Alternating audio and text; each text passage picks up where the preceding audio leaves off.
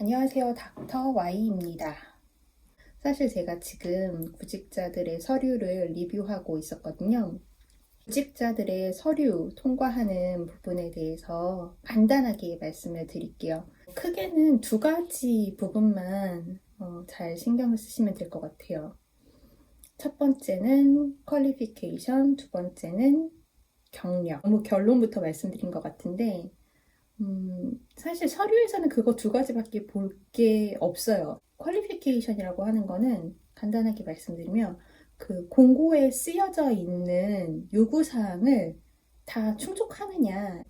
예를 들면, 전공. 크게 상관없는 부서들도 물론 있어요. 여러 가지 전공자들이 다양하게 섞여서 일을 하고 계시는 부서도 있습니다. 그런데 예를 들어서 저의 부서 같은 경우에는 의학 계열이나 약학 계열의 전문가를 뽑다 보니 그 부분과 관련 있는 과학 계열의 전공자만 뽑고요. 만약에 예를 들어서 어학을 전공한 분이 지원을 했다. 전혀 과학과는 관련과 없는 전공자다라고 하면 당연히 탈락을 하겠죠. 그런 분들은 뭐 지원하지도 않겠지만 혹시라도 실제로 사실은 지원한 적도 있어요. 지금은 아닌데 몇 년 전에 제가 다른 직원을 뽑을 때 전혀 상관없는 이력으로 그냥 무조건 여기저기에다가 다 내시는 분들도 있는데 그런 분들은 광탈입니다, 여러분. 그다음에 학위. 학위도 석사, 학사, 박사 이 구분이 없는 부서도 있어요. 근데 저희 부서처럼 거기에 차등을 두는 부서도 분명히 있습니다. 박사를 선호한다 라고 써놓거나 박사를 요구한다, 박사 학위를 요구한다 라고 하기도 하고요. 지식이나 기술이 완전히 차이가 나는 경우들이 있기 때문에 특히 저희 부서에서는 그런 부분들에 따라서 승진 트랙도 달라지고요. 그리고 똑같은 포지션이어도 조금 회사에서 제공하는 오퍼나 패키지가 조금 달라질 수도 있어요. 언어 능력.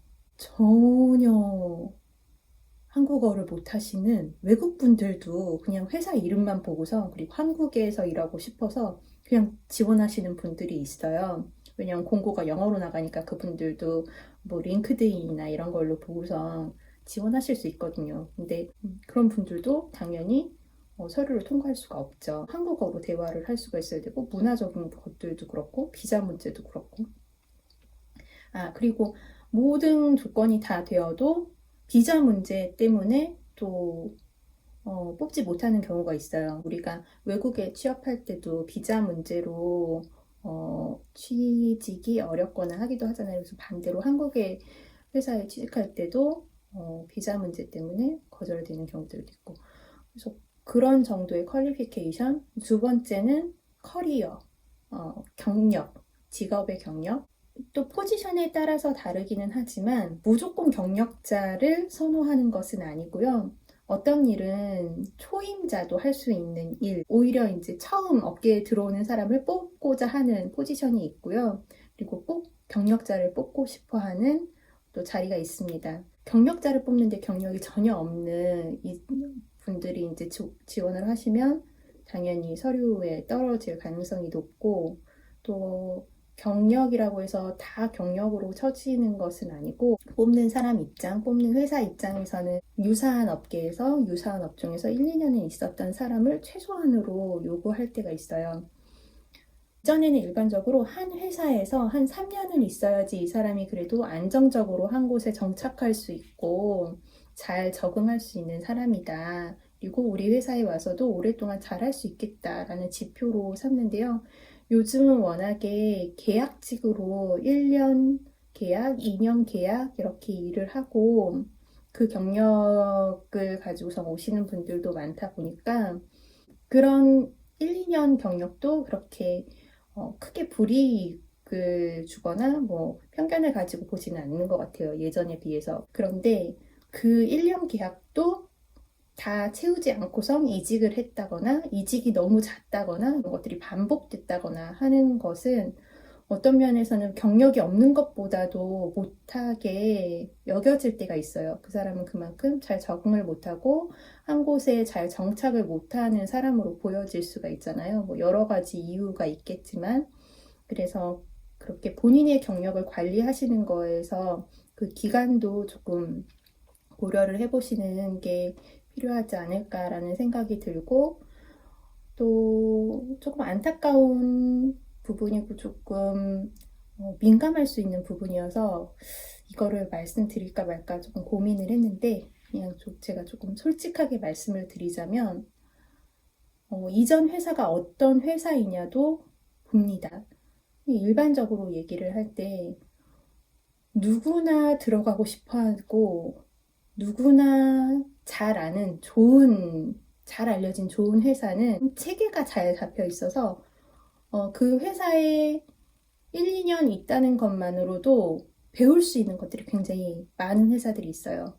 또 반면에 뭐 규모가 작다고 해서 다 나쁜 회사는 아니지만 잘 알려지지 않고 되게 사람들의 이직이 되게 많고 한 곳에서 오랫동안 뭔가 정착을 하기 힘든 환경을 가진, 예를 들어서 굉장히 불법적인 일들로 막 구설수에 오르내리는 그런 회사에서의 경력과, 이거는 그 경력이 계약직이고 정규직이고 이거를 떠나서 어떤 경험을 했는가를 그 회사를 보고서도 조금 평가할 수밖에 없는, 그 평가자 입장에서는 부분이 있어요. 제가 안타깝다고 표현한 것은, 저도 물론 모든 사람이 아는 바와 같이 좋은 회사를 다녔다고 해서 그 사람이 훌륭한 사람이거나 능력이 더 있거나 나쁘다고 알려진 그 회사를 다녔다고 해서 이 사람이 능력이 덜하거나 이거는 아니잖아요. 그럼에도 불구하고 그 교육 체계라는 것을 또 무시할 수가 없고 경험이라는 것을 무시할 수 없다 보니 그 이전 회사가 어떤 회사이냐도 서류를 보는 입장에서는 고려를 한다라는 점을 아셔야 할 것 같아요. 그리고 마지막으로 경력에 있어서 평판, 레퍼런스, 이 부분도 경력을 쌓으실 때 고려를 하셔야 하는 부분입니다. 한국 사회 굉장히 좁잖아요. 한두 달이 건너면은 다 이 사람의 평판 물어볼 수 있는 사람 한두 사람은 찾을 수 있거든요.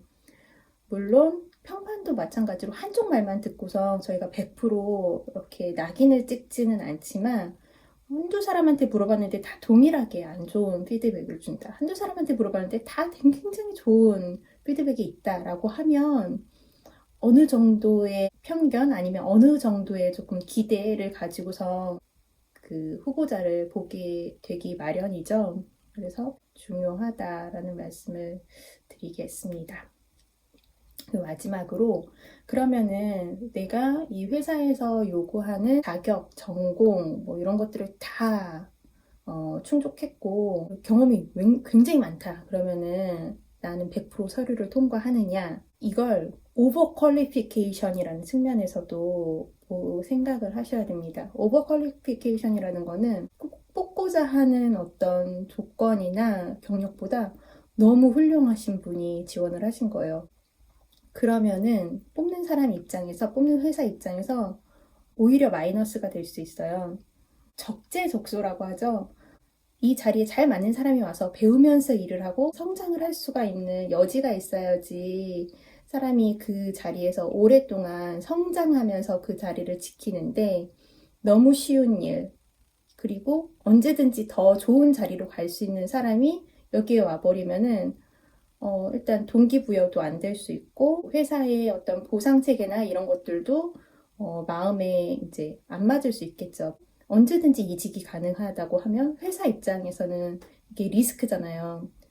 기껏 좋은 사람 뽑았는데 금방 딴 데로 가버리면은 또 다시 처음부터 시간과 노력과 투자를 해서 또 처음 원점으로 들어가서 또 다른 사람을 찾아야 되고 하는 리스크가 있기 때문에 오버 퀄리피케이션이 된 사람도 안 뽑을 수가 있어요. 그거는 이제 케이스 바이 케이스이겠지만, 그래서 꼭 오버 퀄리피케이션을 반드시 선호하는 것은 아니다.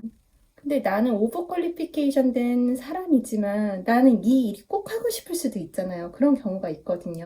내가 능력은 어떻게 보면 이 자리에는 넘치는 능력이지만 그래도 나는 어떤 이유로 이 회사에 이 포지션에 꼭 가야겠다. 나 진짜 여기 오랫동안 있을 거다라는 거 어필하고 싶으시면 자기소개서나 이런 데 어필할 수는 있겠죠. 오버 퀄리피케이션을 극복하기 위해서는. 이건 여담이었고요. 그래서 제가 오늘 말씀드린 거는 그 자격 조건, 퀄리피케이션, 그리고 경력 관리. 이 부분이 서류에서는 관건이다. 이런 말씀을 드리고 싶었습니다. 요즘 여러 가지로 힘든 때인 것 같아요. 공채도 많이 없고 취업 측면에서는 또 경력자들을 주로 찾는 구직이 많다 보니까 사회 초년생의 경우에는 더 어려움이 클 거라고 생각이 됩니다. 그런데 가끔 댓글로 저의 영상이 도움이 되었다, 그리고 정말 취직을 했다, 이런 말씀들 주시는 거 보면 저도 보람을 느끼고 또 크게 축하하는 마음도 느껴집니다. 그래서 좋은 소식 있으면 가끔 이렇게 들러서 댓글 남겨주시고 기쁜 마음으로 축하할 수 있고 하는 일들이 더 많아졌으면 좋겠습니다. 영상을 보고 계신 여러분들 힘내시고요. 좋은 소식 기다리겠습니다. 닥터 Y였습니다.